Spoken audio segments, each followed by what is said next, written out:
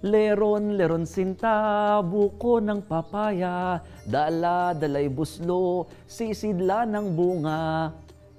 Uy! Hello mga ka-learners! Andyan na pala kayo, napasarap ako ng kanta eh. Welcome to another episode.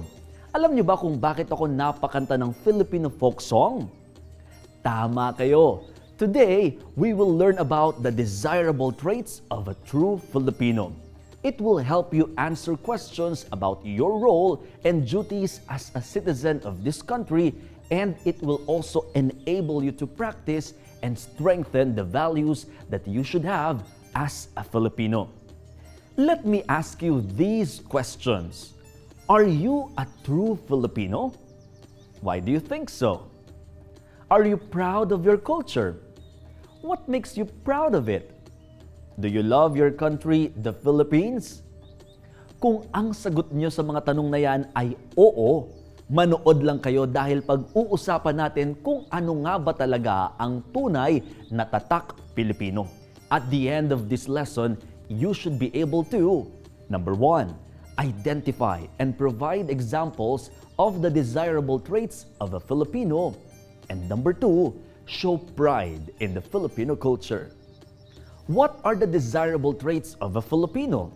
What values are native to our Filipino culture?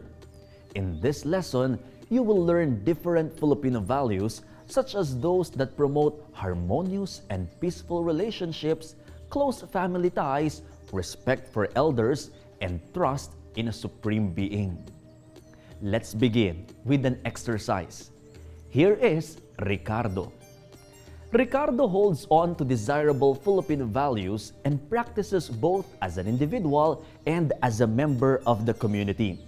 You are going to find out what these traits are and how Ricardo practices them in his daily life.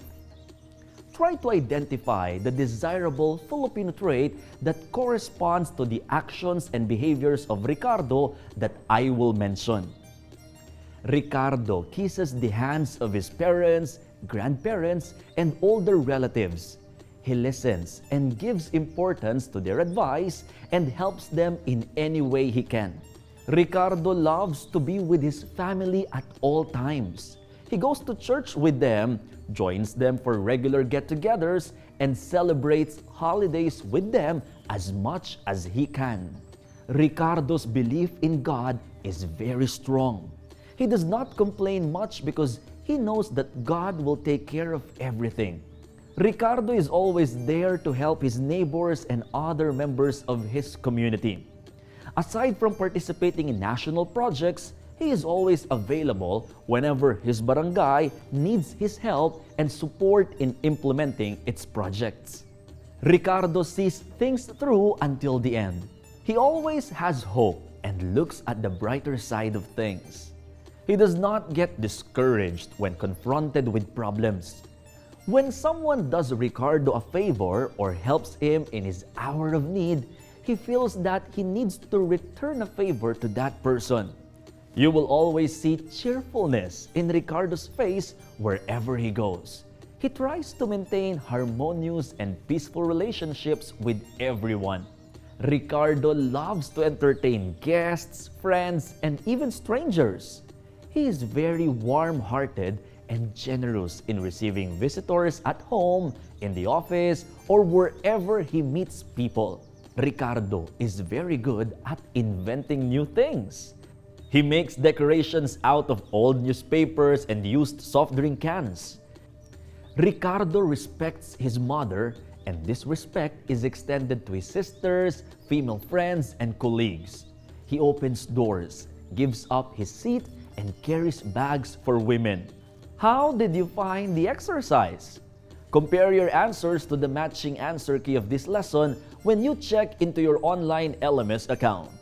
For the second part of our lesson, watch this lyric video of the song Tayo'y Mga Pinoy.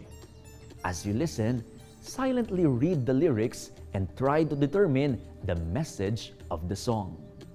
Bakit nang gagaya? Mayroon naman tayo. Tayo'y mga Pinoy. Tayo'y hindi kano. Huwag kang mahihiya.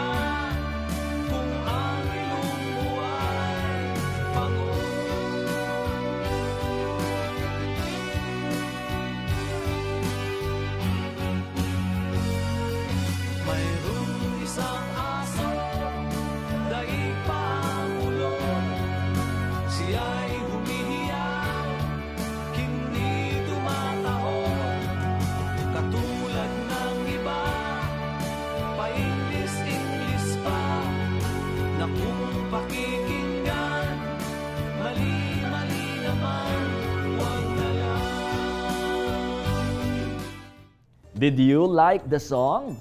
Did you understand its message? Try answering the following questions. Number 1. What is the message of the song? Number 2. Are you ashamed of being a Filipino? Why? Number 3. How do you understand the line, mayroong isang aso, daig pang ulol, siya'y ngumingiyaw, hindi tumatahol? Number 4. What traits and attitudes portrayed in the song do you feel apply to you? Number 5. If by chance you are brown-skinned and flat-nosed, would you be ashamed? Why or why not? Compare your answers to the matching answer key of this lesson when you check into your online LMS account. You should always be proud of being a Filipino. You should not be ashamed of your culture because God has given you talents, skills, and physical characteristics that are uniquely Filipino, which you should always cherish and be proud of. Here are some of the most well-known desirable Filipino traits. Respect for elders. This is a trait that most Filipinos and our neighbors in Asia practice. We take care of our parents and grandparents as they grow older and try to be with them as much as we can. Close family ties. We love being with our family at all times. We go to church together, we have regular family get-togethers, and we celebrate holidays together. Trust in God.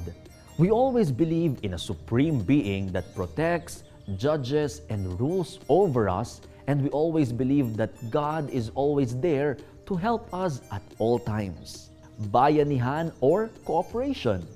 This trait means togetherness and mutual help or being available to help others, especially our neighbors and countrymen. Patience, optimism, and creativity. Filipinos see things through until the end. We are optimistic. We always have hope and look at the brighter side of things. No matter how difficult our life is, we move on, knowing that in the end, the sun would shine again. Utang na loob or debt of gratitude. This means that we feel that we are indebted to anyone who did us a favor or helped us in an hour of need. It is for this reason that we want to do good to help them as a sign of our gratitude. Pakikisama or getting along with others. Having harmonious interpersonal relationships helps us understand the faults of our friends and family despite misunderstandings and differences. Hospitality.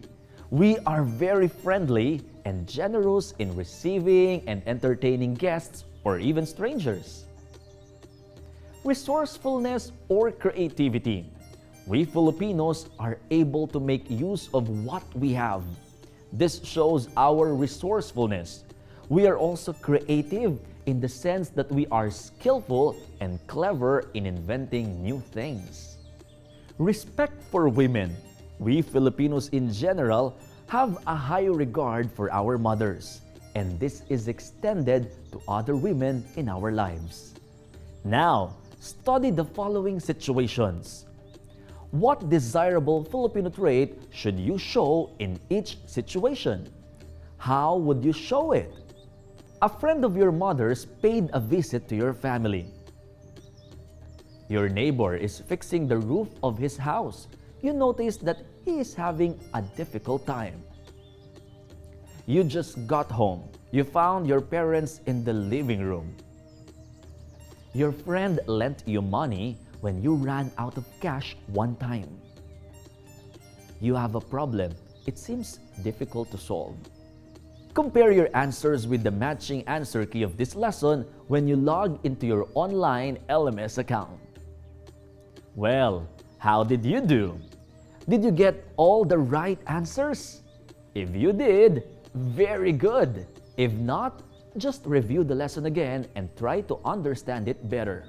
To summarize, we learned that keeping in mind certain traits can help us strengthen our identity as Filipinos.